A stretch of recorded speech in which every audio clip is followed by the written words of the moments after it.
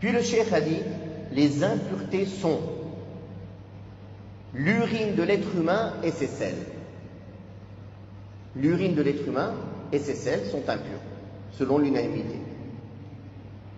Le sang, pareil, selon l'unanimité des savants. Cette unanimité a été rapportée par l'imam Ahmed, Ibn Hazm et Ibn Mundhir, que le sang est une impureté. Sauf si elle est en petite quantité, auquel cas on ne lui tient pas rigueur, tel que le sang qui coule des animaux comestibles, en dehors du sang résiduel sur la chair et dans les veines, après sacrifice, car ce dernier est pur. Pareil, après avoir sacrifié la bête, le sang qui coule du sacrifice, il est impur. Mais ceux qui restent dans les veines, ceux qui restent sur la viande, quand on cuit et qu'il y a un peu de sang, de jaunâtre qui est au-dessus de la marmite, ceci n'est pas impur. Mais le sang qui coule, qui gicle, celui-ci est impur. Celui-ci est impur.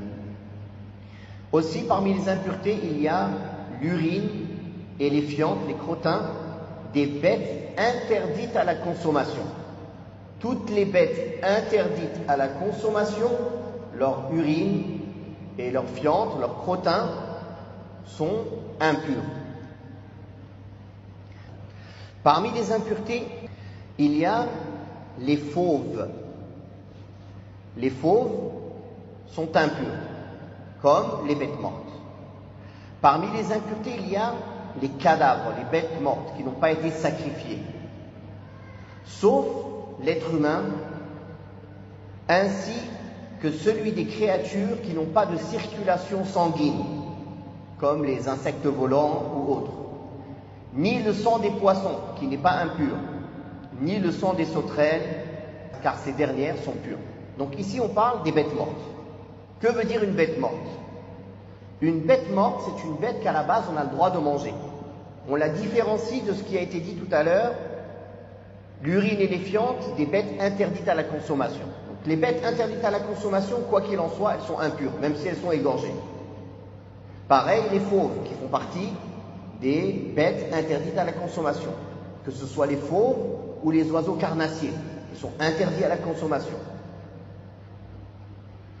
Maintenant, on parle des bêtes autorisées à la consommation. Les bovins, les ovins, les camélidés, mais qui n'ont pas été sacrifiés, qui sont morts, tombés d'une falaise, ou à cause d'un coup de corne, ou de quelqu'un, ou d'une blessure, ou d'une maladie, ou étouffés, ou noyés, ou peu importe. Mais elle n'a pas été sacrifiée, ou elle n'a pas été chassée de la manière licite avec laquelle on peut chasser en islam. Alors on considère ça comme meïta, une bête morte. Et une bête morte en islam, elle est illicite et elle est impure. Sauf ce dans quoi le sang ne circule pas. Sa laine, la laine, même d'une bête morte, n'est pas impure.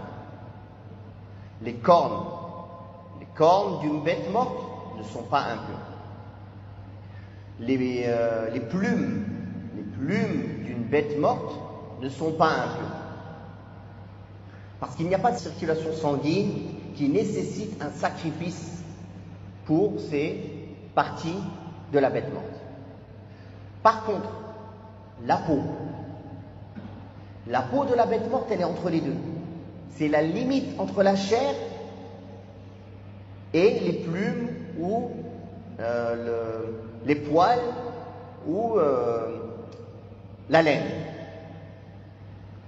La peau de la bête morte ou la peau de la bête morte est impure. La peau de la bête morte est impure. Mais est-ce que le fait de la tanner la purifie ou non? Il y a divergence entre les savants. Et le sahih, c'est que si elle est tannée, elle devient pure. Si elle est tannée, elle devient pure, tant que c'est une bête licite à manger. Si ce n'est pas une bête licite à manger, la majorité des savants voient que c'est impur, même si elle est tannée. Même si elle est tannée. Pourquoi le tannage la rend pure? C'est quoi le tannage?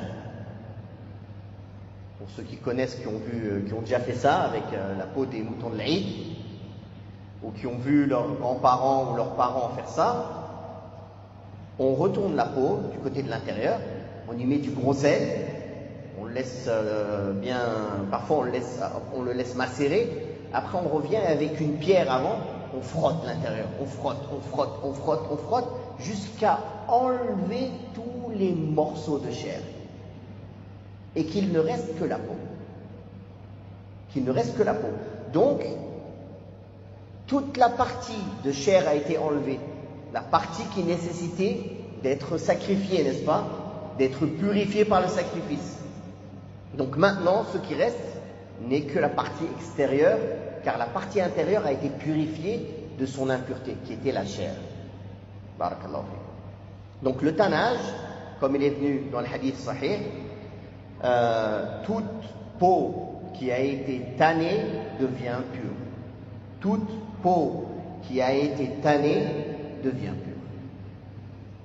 La preuve, une partie des preuves de ce que le cheikh a cité auparavant, c'est la parole d'Allah tabaraka wa ta'ala: Hurrimat alaykum al-maytatu wad-damu wa lahmul khinzir.